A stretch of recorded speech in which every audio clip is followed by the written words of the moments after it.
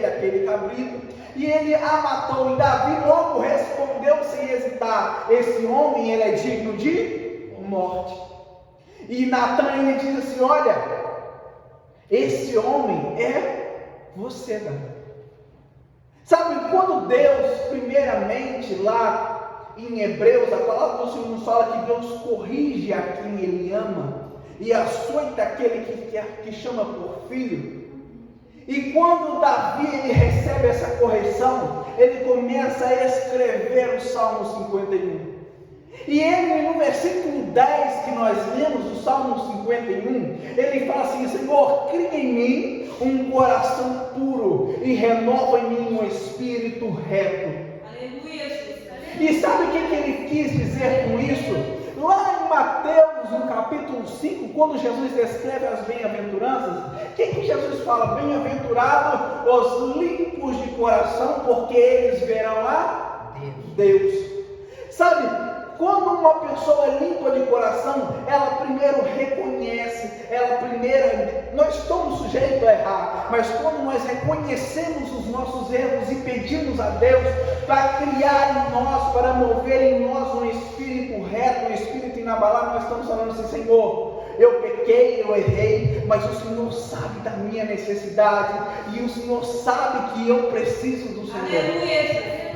A dependência de Deus, a necessidade de Deus que eu vejo em Davi, nós vemos em uma pessoa extremamente falha, sim. Nós vemos uma pessoa que planejou um homicídio, nós vemos uma pessoa que adulterou, nós vemos, mas só que nós também vemos um exemplo de quê? De uma pessoa que reconhece, de uma pessoa que sabe o Deus que serve.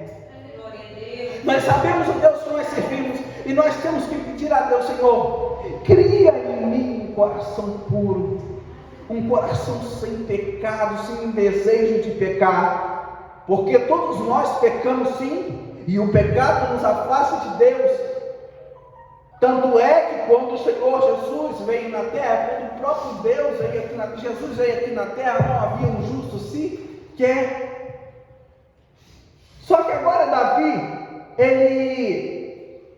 ele toma uma providência. Urias está morto, e a palavra do Senhor nos diz que Davi chama Betseba para morar em sua casa. Quando Davi chama Betseba para morar em sua casa, ela já estava grávida.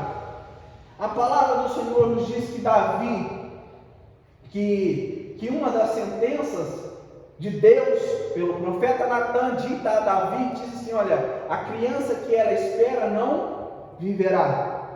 E é interessante o seguinte: Deus, Ele não muda a sua palavra por conta de pecado. Quando é situações de pecado, Deus não muda a sua palavra. Nós vemos Deus mudar a sua palavra quando não é situação de pecado. Eu já te relembro, é quando Ezequias estava doente. Deus havia dado uma sentença para Ezequias, que Ezequias: olha, põe a tua casa em ordem, porque tu morrerás e não viverás. Quando o profeta Isaías chega para Ezequias, ele fala assim: Senhor, lembra-me das coisas que eu fiz, que eu fui fiel a ti. Ezequias não estava com pecado. Ezequias, ele reconheceu, pediu misericórdia, e Deus mudou a sua sentença. Mas só que quando se trata de pecado, Deus não muda a sentença. A palavra do Senhor nos diz que Davi, durante o tempo que a criança estava viva, a criança adoeceu, e Davi vestiu-se de sacos e começou a jejuar por aquela criança.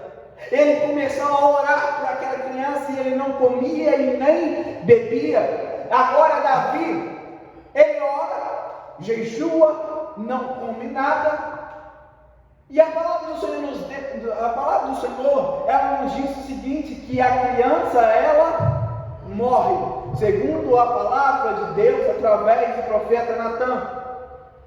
E as pessoas ficaram com medo de falar com Davi que a criança morreu, mas só que quando Davi percebeu que a criança morreu, Davi se vestiu, se banhou e começou a comer. E perguntaram a ele: uai, mas quando a criança estava viva, tu jejuou, você orou, você não comeu, e agora que ela está morta, você está comendo, se banhou, e aí, o que é? E ele disse assim: olha, enquanto a criança estava viva, eu orei a Deus para ver se Deus mudaria o quadro, se Deus deixaria ou permitiria ela, se ela vivesse. E a gente vê aqui uma situação que muitas das vezes nós temos que pedir ao Senhor. Muitas das vezes nós temos que pedir misericórdia a Deus pelas nossas falhas e pedir a Deus para nos dar direção e orientação. Porque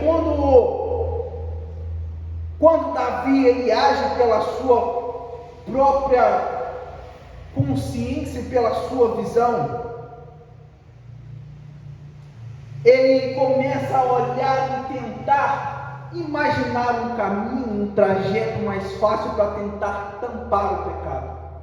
Agora, quando Davi ele está com Betseba, ele tem um outro filho, e o outro filho é chamado de Salomão. Salomão, por sua vez, a palavra do Senhor diz que Deus amou a Salomão. Aleluia, Jesus. Só que lá no versículo que eu disse em Tiago no capítulo 1, no versículo 14, diz assim: mas cada um é tentado quando atraído e engodado pela sua própria concupiscência. Depois, havendo a concupiscência concebido, dá à luz o pecado, e o pecado sendo consumado gera a morte. Tiago capítulo 1, 14 e 15. Exatamente os passos que Davi fez. Mas cada um é tentado.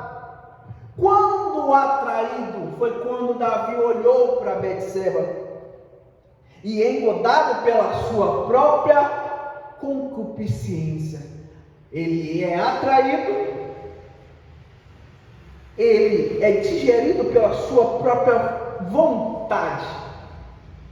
Um conceito de vontade é que vontade, muitas das vezes, ela atrapalha no nosso poder de decisão.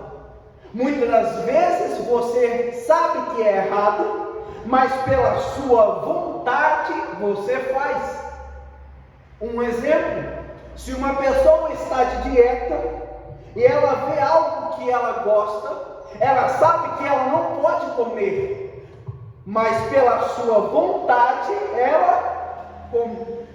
A vontade, quando gera pela sua própria concupiscência, depois da concupiscência ter concedido, dá a luz ao pecado, e o pecado consumado, ele gera a morte. Mas por que você está falando de pecado? Por que você está falando de concupiscência? Porque é interessante nós sabermos o que faz separação entre Deus e o homem. Porque o que é mais importante na nossa vida hoje? É a presença de Deus. O mais importante na nossa casa, na nossa família, no nosso convívio de trabalho, de faculdade, de escola, de qualquer que seja o seu âmbito social, o que mais importa hoje é a presença de Deus. E muitas das vezes esses pecados, ele vem na nossa frente, porque toda hora nós somos tentados pelas nossas fraquezas, nós somos tentados pelas nossas coisas que almejamos. Sim, porque o diabo, ele não vai oferecer aquilo que você não quer. É lógico que não, sabe por quê? Se nós pegarmos Mateus no capítulo 4, Jesus estava com fome, e quando uma pessoa está com fome, o que você quer? Comida.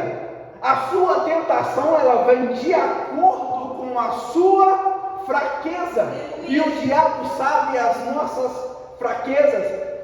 A sua tentação, ela vem de acordo com aquilo que você é mais fraco, é vulnerável. Jesus, naquele momento, ele estava fraco, ele estava precisando de comida, e o diabo veio exatamente aonde que ele estava precisando. Davi, ele não vigiou, E sabe o que aconteceu?